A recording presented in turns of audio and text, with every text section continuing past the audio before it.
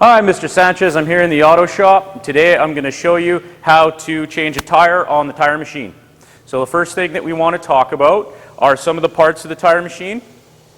This is the tire mount and demount head. On this tire machine, this mast or this whole head moves back and forth. We can do that with this control right here. Leans back, gives us clearance to put a tire on the top. Click it again, it comes back. All right, other parts. This is the turntable right here. This is where all the business is done. This thing is controlled by this pedal right down here at your feet. And this pedal will allow this to rotate and allow us to take a tire off a rim. Some other pieces of this machine that we have, tire clamps. Tire clamps are also controlled by a pedal down here, one with little arrows pointing into the center of a circle. You click that once, it comes in. Click it again, the clamps move back out. We also have something called a bead breaker on this machine. Now, not every machine has a bead breaker. The majority of them do. This is an area you need to be concerned about with pinch points particularly. What it's designed to do is if you hit this pedal right here, it pulls an arm in on this side, and this arm right here will break a bead. So what I'm going to do is go ahead and talk a little bit about the kind of equipment you need to have on your body to keep yourself safe with this machine. Obviously, safety glasses. If you're using this machine, it puffs out a lot of air at high pressure, and debris can get in your eyes from that. Of course, working with high pressure is dangerous, and we've talked about that in other demonstrations. Your gloves on your hands, there's a lot of chemicals and nasty things that get all over tires. You don't want to get those all over your hands. For the most part, the lubricants and things that we use are non-toxic. However, there's a lot of road debris and other gross things you don't want on your hands. You're not going to want to wear jewelry. Jewelry could easily get caught in any one of these moving parts on the machine. And you just want to be aware of all of those moving parts and all of the pinch points, mainly with the tire clamps on the top and the bead breaker on the side, and of course the rotating table. So we'll go ahead and put our safety glasses on. We've got our gloves on. We don't have jewelry hanging off of us, and we're going to get a tire over here. So the first step in changing a tire with this machine is to deflate the tire. So we do that by using a core tool. The core tool goes in the middle right here, and it just unscrews just like a regular screw. It's a right-hand thread, so counterclockwise it comes out. And we want to wait till the tire is fully deflated before we decide to break the bead. So we'll wait a moment for that. And you basically just want to check and see if we are deflated. Yeah, it's squished down. We are, all of the air is out of the tire.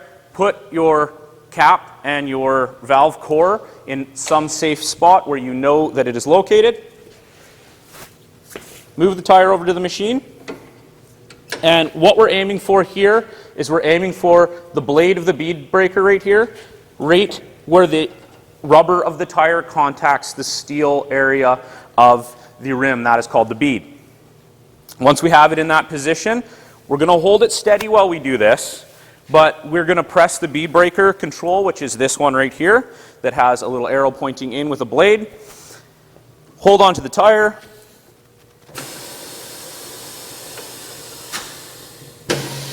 And that's the bead broken. Now this one broke nicely all the way around the outside. You may have to rotate it around and break the other side of the bead as well.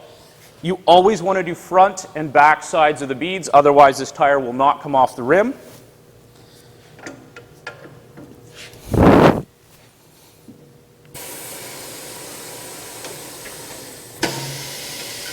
And there we are. Now, be careful lifting the tire onto the turntable. When you do so, if you had a really big tire, you could wreck your back if you bend over and throw this on. Especially repetitive motions like that with really, really large tires can cause back injuries. So use your legs, squat down, grab the center of the rim, lift up with your legs, and onto the machine. All right. Now that the tire clamps are in place, we could move the tire clamps around if we had a smaller or larger rim, but we just have to judge it based on the size of the rim. So they're in a good position here.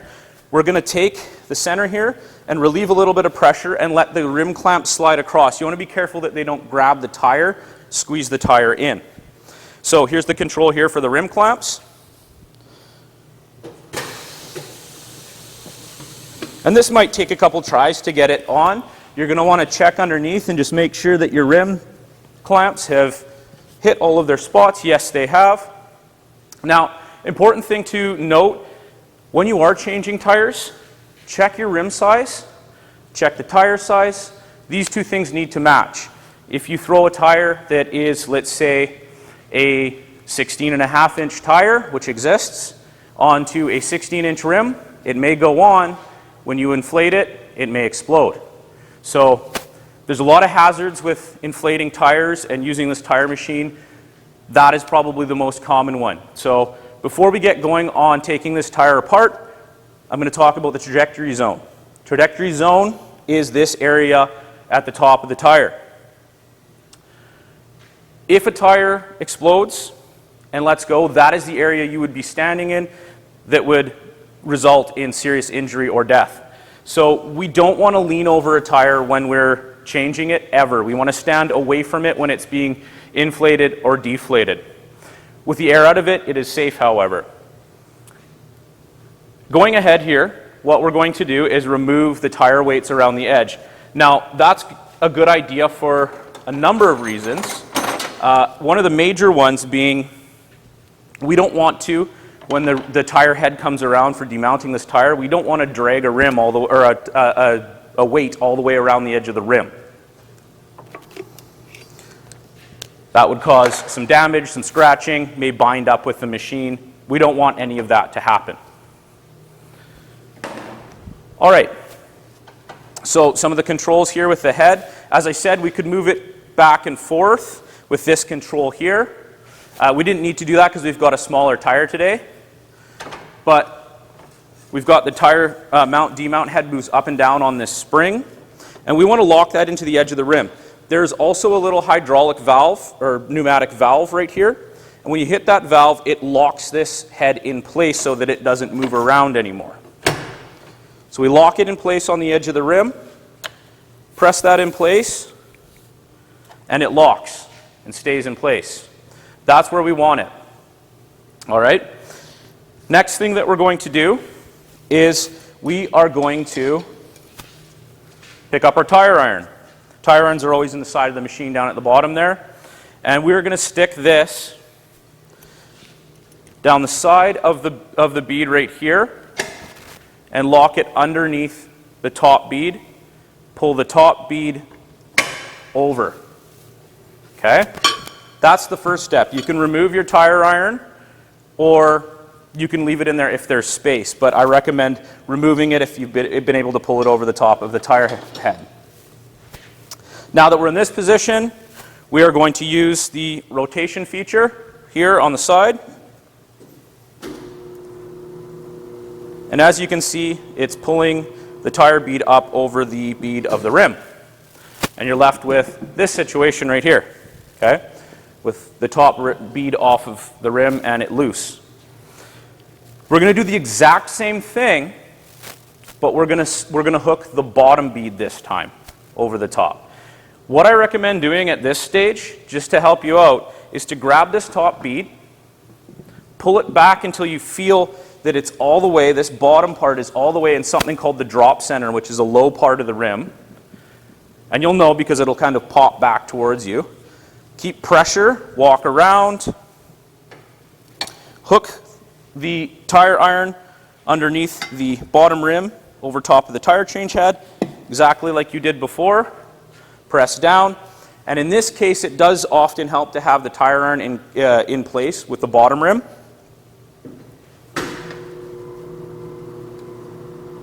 We rotate it around, and the tire is off.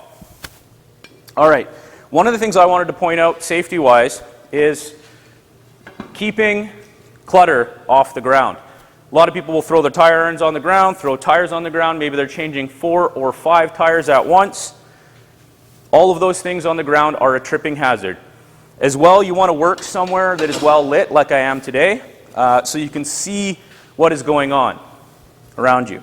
All right, so we're going to hit this valve back this way. That is going to release, and I recommend putting your hand on the top, otherwise this thing comes up with spring and clunks really, really loudly. So, up we come, you remove the tire, and there you are. So now, we've got the bare rim. If we wanted to pull the rim off of the machine, you can see it's clamped at the bottom here. We hit the clamp button, and our rim is free of the machine. To remount a tire is the exact same procedure, but in reverse. And there's a couple little points that I'll show you to get the tire back onto the rim. We want to put the rim back on the machine, loose like this. We again hit the clamps, and you might have to lift the rim up. Now, again, this is a spot where people can injure themselves because you've got metal clamps coming in, clamping a metal rim. You don't want your hands in between there. If you're going to lift a rim, lift it by the top bead to locate it where the clamps are. Or again, if it were a much smaller rim, you can always move these clamps forward and resize them.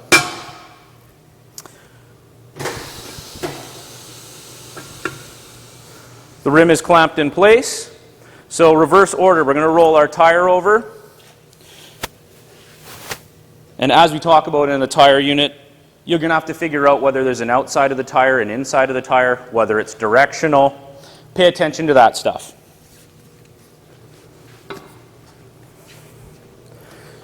We always use lubricant with the tires when we put them back on.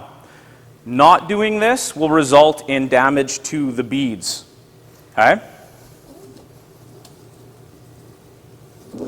If you want to go another step further, you could lubricate the rim, the bead on the rim as well, just to make the process go a little bit further.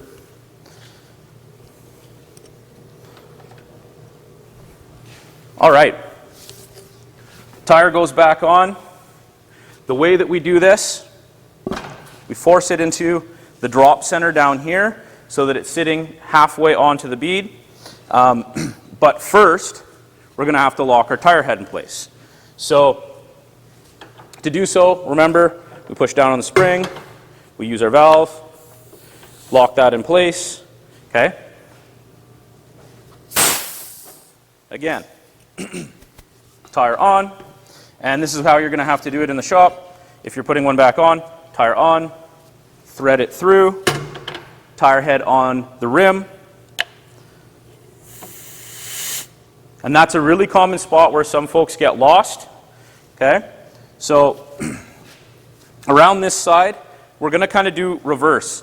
There is a bit of a knuckle, and the tire is going to have to sit underneath that knuckle so that it gets threaded onto the rim. Okay? We can turn it so that it's in place. We're going to want to keep pressure on the opposite corner from where the tire head is. Okay?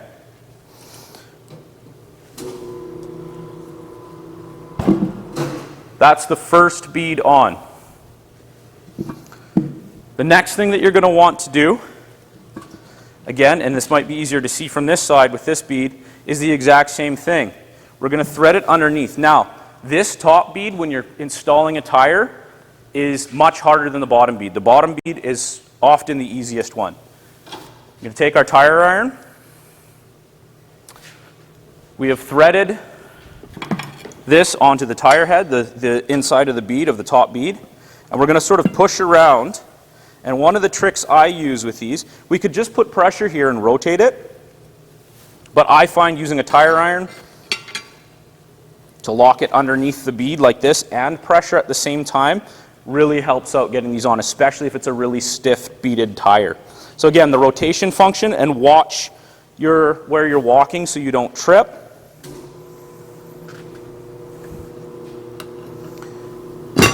And as soon as it releases like that, we can take our tire iron out, put it back in its spot, and the tire's back on.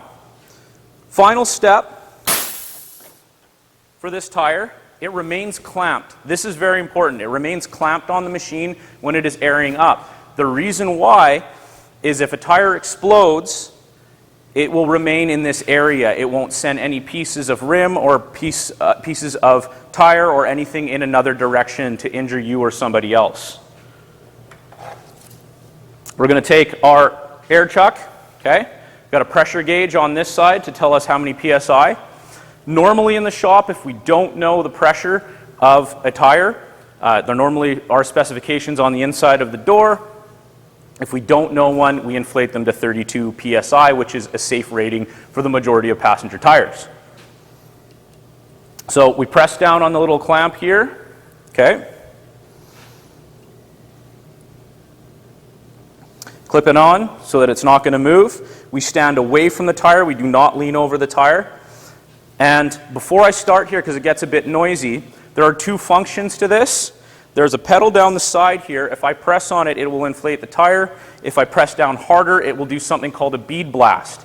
A bead blast means that it fires a whole bunch of high pressure air into the bottom of the tire if you're having trouble getting the beads to expand and seat inside the tire. This situation here, likely we're not going to need that bead blaster, so I won't subject you to that. However, we are going to inflate it. We're not going to stand over top of it. Last thing I'm going to say is never exceed 40 PSI when you're seating your beads. What I mean by that is watch this pressure gauge. As the tire inflates, the beads will seat and make a popping noise. If they do not do this at 40 PSI or above, stop, take your air nozzle off, check the tire for damage. Okay? And speaking of damage, we will never change a tire if it has any type of damage to the rim or severe damage to the rim like cracking or particularly bad bends. And we will not change a tire if it is cracked, broken, has damage to the sidewall, something like that. If you don't know, ask. Come and ask Mr. Sanchez and he will tell you whether this is a safe tire to change. The same goes for the equipment. If anything on this machine is broken, we're going to report that and we're going to make sure that we don't use the machine. Okay? All right, so inflating a tire, it is clamped down. We're going to begin inflating, and sometimes it helps to just to step back but pull up on the bead a little bit just to get it started. We can see it started to inflate. That's the sound of the beads seating themselves. Okay? And before we get too far, we're going to retrieve our core, our valve core, and our cap that we had. Put the cap in a safe spot. We've got the core inside the core tool. We're going to air it up. In this case, we're going to 32.